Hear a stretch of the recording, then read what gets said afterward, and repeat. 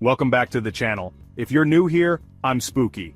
I've been a sports bettor for over 20 years, and am the head of combat sports analysis for the Nuke Sports Betting Discord. In today's video, I'll give you a behind-the-scenes look at my UFC handicapping process.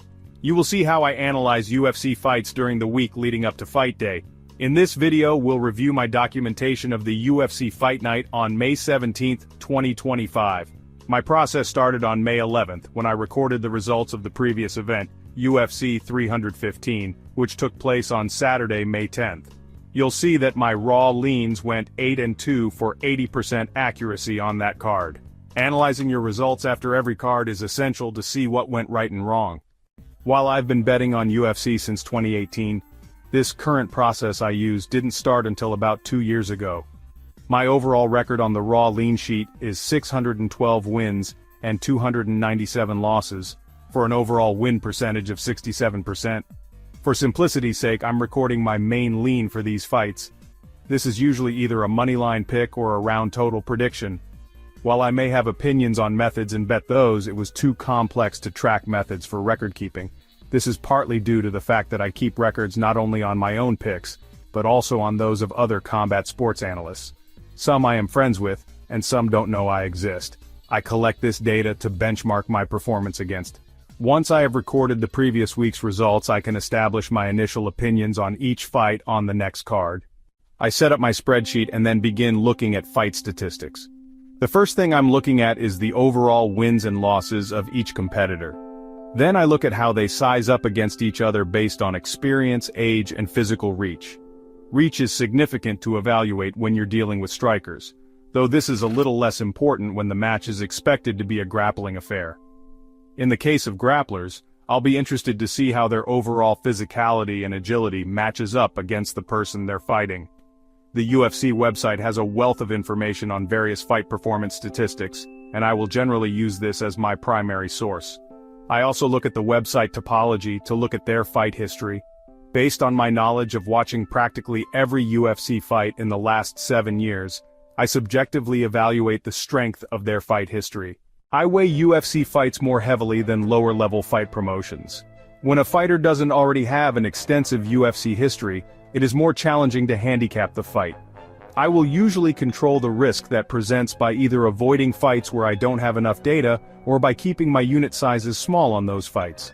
Once I have recorded my initial opinions on each fight, I record the initial opening odds for each fighter.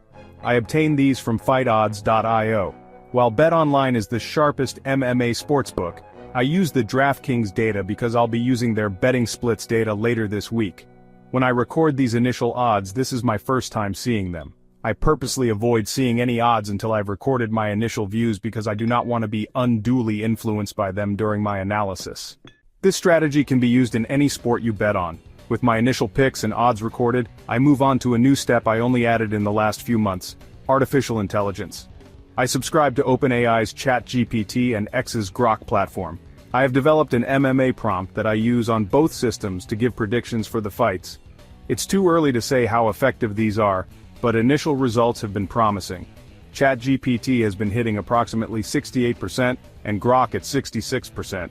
I treat the data from this analysis the same as the other human handicappers against which I benchmark.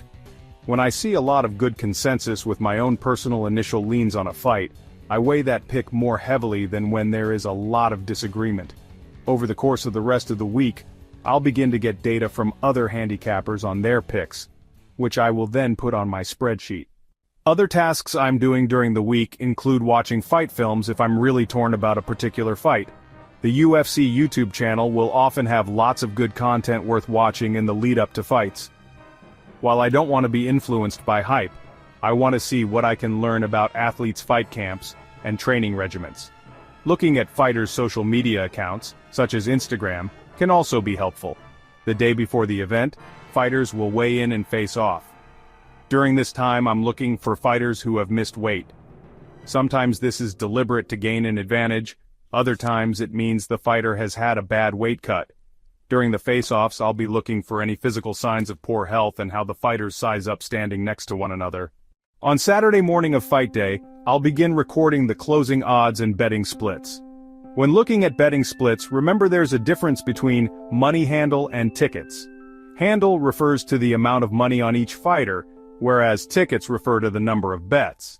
Analyzing betting splits can be a video in itself, so I'll keep things short here, saying that I'm primarily looking for line movement that makes sense relative to the betting splits. The most glaring example of suspicious line movement on this particular fight card was the Luana Santos versus Tainara Lisboa fight. Santos caught sharp line movement from -105 to -192 despite the overwhelming money handle on Lisboa. That is called reverse line movement, and this told me correctly that Santos was an excellent pick to win the fight. Once I have reviewed the weigh-ins, face-offs, line movement, betting splits, and all the other data points on my spreadsheet, I finalize my picks. Now, it's time to determine how I am going to bet them. I start by considering how much money I want to spend on the fight card overall. I play $100 units, and usually, I will deploy somewhere between 3 and 7 units on each fight card. My overall confidence in a fight card is what dictates the budget. Given there are often about a dozen fights, I use fractional units on my bets to spread the overall budget across the whole card. If you have watched my bankroll management video, you'll know that my recommendation is that you should never deploy more than 10% of your bankroll at once, so 10 units is the absolute most I'll ever bet on one fight card. With my budget in mind, I start shopping between different sports books to find the best prices for the bets I want. Once my bets are placed, I share them on my Nuke Sports Betting Discord channel. That is my process in a nutshell. It's a lot of work, but it doesn't feel that way because I genuinely enjoy it. I love it when members at the Nuke Sports Bets Discord make money alongside me, and we've created many new MMA fans there. The VIP chat is always going wild during the fights and is a lot of fun. Final results for May 17th were that my raw lean sheet picks went 6-3. While it was exactly in line with my overall average of 67%, I was disappointed that I had changed my initial lean on the Yusuf versus Santos fight.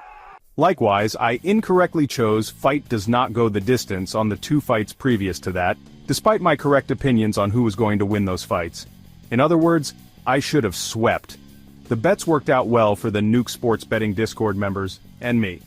I had gone light on this card, only betting 2 units, and we more than doubled our money. We finished the night with a 2.54 unit profit for a 101.6% return on money bet. Any day we double our money is a good day. I hope you enjoyed this video and learned things to help you with your UFC betting. If you would like to join the Nuke Sports Betting Discord and get access to my bets every week, check out the link in the description. You can talk with me there in the VIP chat room and benchmark your picks against mine. I hope to see you there. Thanks for watching, and good luck with your combat sports betting. From the streets to the stage, we're breaking all the chains. No matter what they say, we rise above the hate. We're the kings and queens, ain't no time to hesitate. Ooh yeah, bet on it. We're gonna win this fight, gonna lay it all on the line tonight. Bet on it, we're gonna take the lead. Ain't no stopping Nuke Sports Discord. We're the ultimate team. We bet on it. Yeah, we bet on it. If you like this video, smash that like button, subscribe, and turn on notifications for more sports betting strategy content to make you a winning bettor. In the video description area of this video, you'll find several helpful links. I invite you to grab a copy of my book, Winning at Sports Betting, available now on Amazon and Kindle. If you want to be a part of a fun and dedicated community of sports bettors, look no further than Nuke Sports Betting Discord server. You can get access to my weekly UFC bets, as well as daily picks from a half dozen other sports betting handicappers. Access gets you into our lively VIP chat room where you can talk with me and the rest of our community 24/7. Ask questions, sweat games together, and make new friends who are as passionate about sports betting as we are. The link in the description lets you try it out for just $10 for a 3-day VIP pass. No long-term obligation. Come see what we have to offer. Join the Nuke Sports Betting Discord today. On social media, you can also reach me at Spooky DeGennaro on the X platform. Come say what's up. Till next time, bet smart, bet responsibly, and keep stacking those wins. Thanks for watching.